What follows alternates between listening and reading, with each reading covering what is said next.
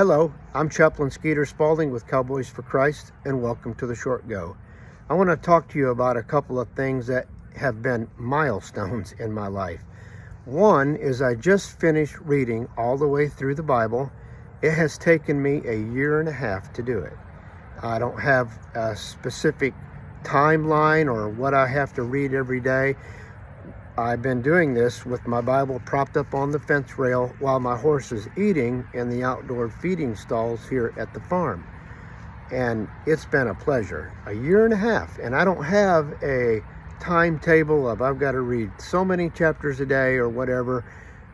I have just been reading. And I've been flipping back and forth between the Old and the New Testament, so I keep a balanced perspective as I'm doing it, because Jesus is all the way through the Old Testament and the New Testament.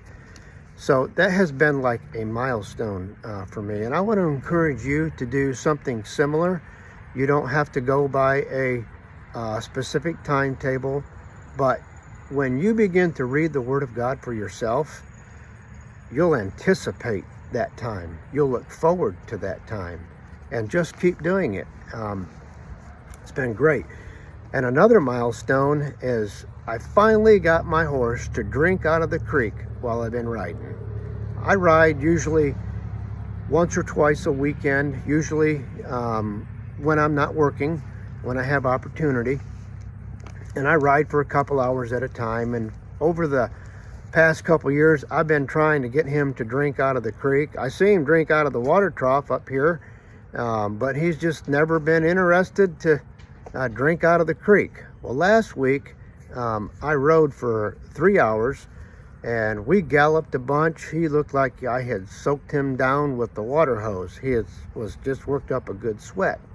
And so this time I got down into the creek. The creeks are pretty low right now because of the not much rain, but there's still some places I can get up to my stirrups in water. And I give him plenty of rain, just like I have before, so he can easily reach the water. And this time he stuck his nose down in there and got a drink. And then he came up. We sat there probably 10 minutes just standing in the creek, and he got another drink. I thought, man, this is awesome. This is great. And it just reminded me that Jesus is the living water. And I want to read to you out of John chapter 7, verses 37 and 38. And on the last day, the climax of the festival, this is where Jesus was celebrating the Jewish festivals, Jesus stood and shouted to the crowd.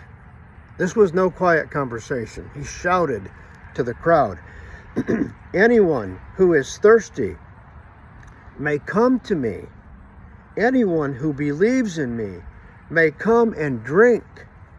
For the scriptures declare, living waters will flow from his heart.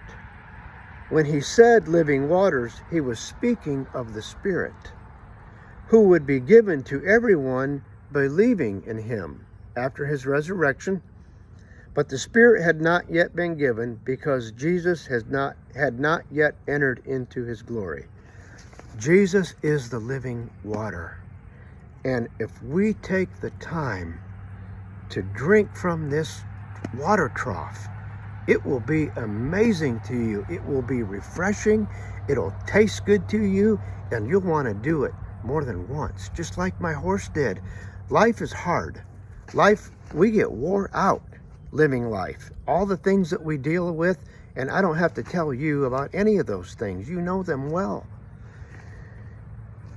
When we're thirsty, when life makes us thirsty, we can drink from Jesus. He is the living water. So I want to encourage you, take time. It's like it'll always be my mantra. Take time to read the Word of God for yourself. If you're busy, you can listen to it on the phone. For me, I can't do it on the phone. I have to have paper in front of me because I can flip back and forth, and I never read my Bible without a pen. I'm marking things up. I want every Bible I have to be marked up for the things that really stand out to me so I can go back and find them. So drink from the well. Just like Jesus gave the woman at the well, that if he told her, if you knew who you were talking to, you would ask him for living water. He is the living water. Drink deep, and the Spirit of God will enlighten the word to you. It'll lighten your heart, and it'll make you that much more thirsty for Jesus. I hope you're thirsting for Jesus. God bless you, and we'll see you somewhere down the trail. Stay in the Word of God and drink from this well. Adios. We'll see you the next time.